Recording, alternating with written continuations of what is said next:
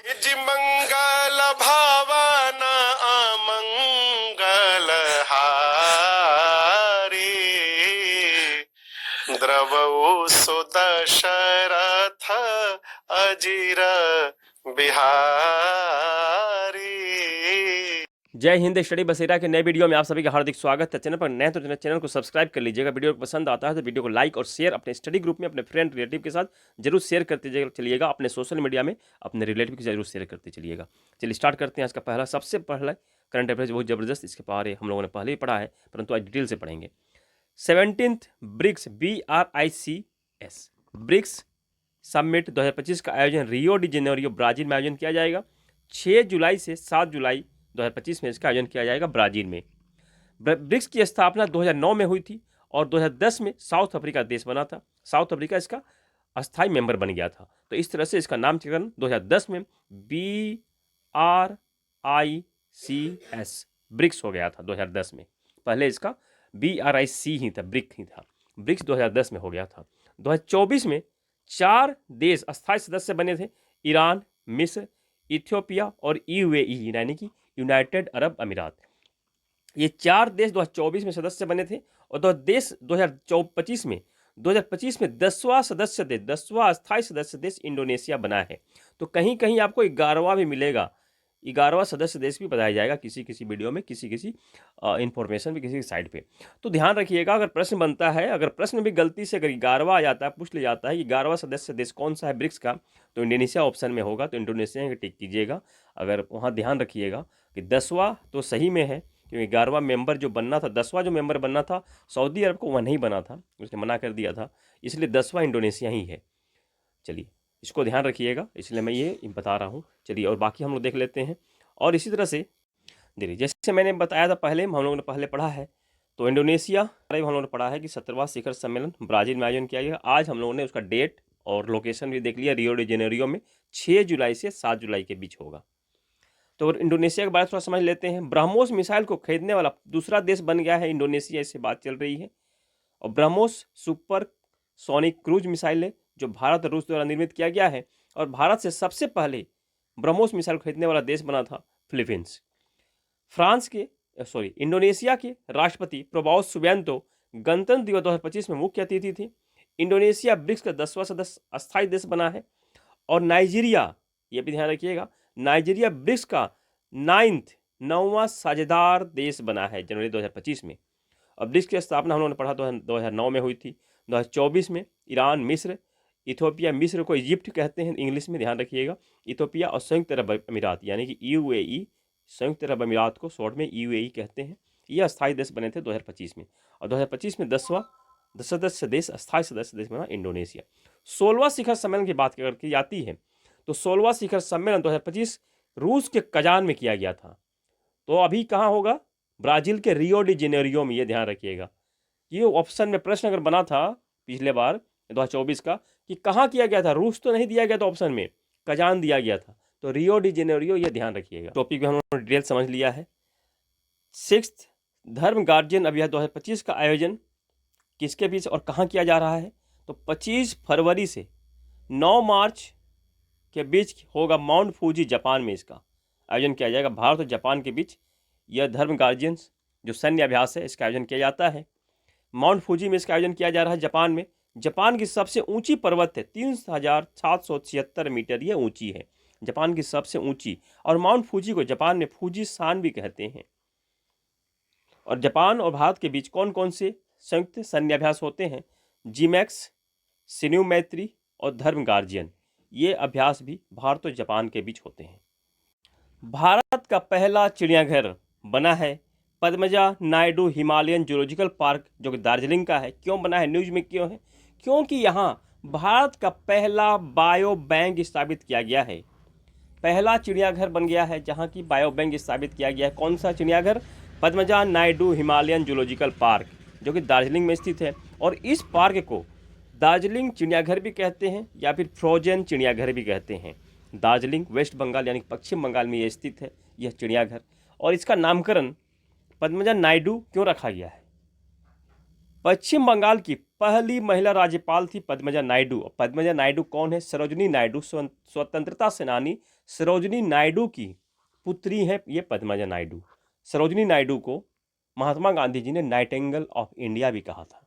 Nightingale of India किसे कहते हैं? सरोजिनी नायडू जी को कहते हैं। तो पहली महिला राज्यपाल थी पद्मजा नायडू, इनके नाम पर यह किया गया था। तो अब न्यूज में आते हैं, क्यों न्यूज में है। बायो बैंक की स्थापना की गई है। बायो बैंक में क्या किया जाएगा? तो कोशिका और उत्तक के नमूने का संग्रहण किया जाएगा यहाँ। यह जूलॉजिकल पार्क है। और वर्तमान में बंगाल के वर्तमान में राज्यपाल कौन है? CV आनंद बोस हैं। अब वेस्ट बंगाल की बात चली है, तो वेस्ट बंगाल विधानसभा सीट कितनी है? वेस्ट बंगाल में विधानसभा सीट 294 है। वर्तमान में मुख्यमंत्री कौन है? आप लोग कमेंट में बताइएगा किस पार्टी से बिलोंग करती हैं। जबरदस्त है नेतृत्व वेस्ट बंगाल में। लोकसभा सीट वेस्ट बंगाल में 42 है, 42 है। और राज्यसभा सीट 16 है। राज्यसभा सीट की संख्या 16 है पश्चिम बंगाल में। पश्चिम बंगाल के ही पुरुलिया जिला में पूर्वी भारत की पहली खगोलीय वेधशाला भी खोली गई थी, स्थापित की गई थी। कहाँ? गढ़ पंचकोट के पंचेत पहाड़ी पर, जो कि पुरुलिया जिला में स्थित है वेस्ट बंगाल के। केंद्रीय विज्ञान और प्रौद्योगिकी मंत्रालय द्वारा इसका स्थापित किया गया था। इसका नाम क्या रखा गया था? जो वैज्ञानिक सत्येंद्र नाथ बोस वेधशाला, इसका नाम रखा गया है। देश की 6वीं खगोलीय वेधशाला है यह, इसे भी ध्यान रखिएगा। और पश्चिम बंगाल के कोलकाता में स्थित फोर्ट विलियम, जो फोर्ट विलियम है, उसका नाम परिवर्तन करके विजय दुर्ग कर दिया गया है, इसे भी ध्यान रखिएगा, बंगाल से रिलेटेड है। सभी के सभी इंपॉर्टेंट टॉपिक हम डिस्कस कर रहे हैं। कमेंट वालों बताइएगा कितना पसंद आ रहा है। चलिए नेक्स्ट, ये भी बहुत ज़बरदस्त है। 9th एशियन विंटर गेम 2025 का आयोजन हार्बिन चाइना में किया गया था। चाइना का जगह है हार्बिन, यहाँ किया गया था। 7 से 14 फरवरी तक इसका आयोजन किया गया था। उद्घाटन चाइना के राष्ट्रपति प्रेसिडेंट सी जिनपिंग द्वारा किया गया था। स्लोगन क्या रखी गई है 9th एशियाई विंटर गेम की?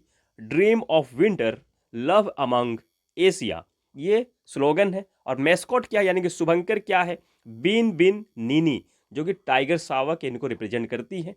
पहला एडिशन कब किया गया था? पहला एडिशन का आयोजन 1986 में सपेरो जापान में किया गया था।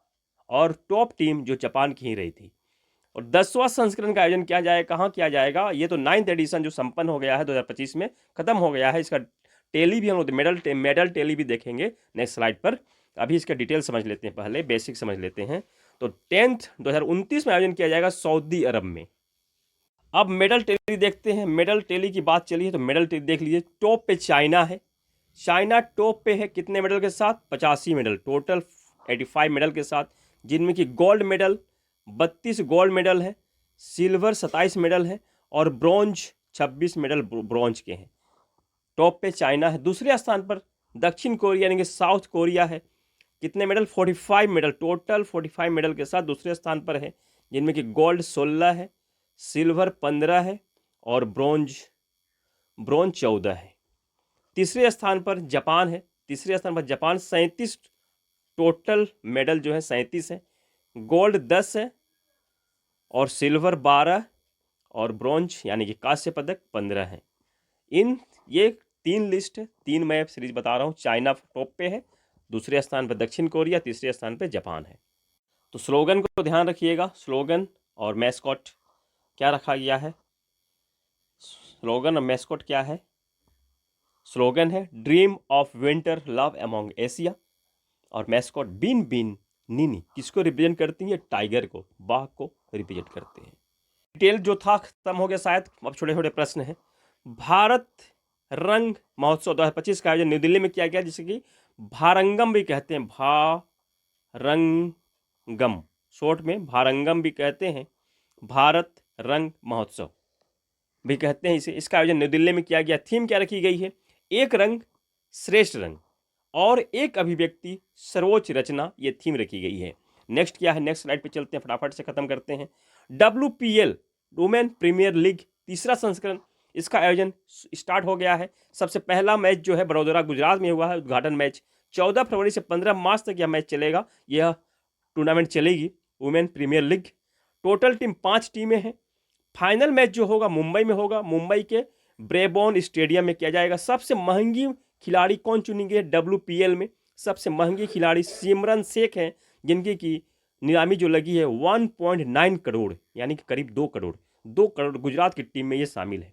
पहली विजेता कौन थी? WPL की पहली विजेता मुंबई इंडियंस थी और दूसरी विजेता RCB की टीम है। और यह तीसरा संस्करण है, स्टार्ट हो चुका है। जब इसका समापन होगा तब हम इसका विजेता भी देखेंगे।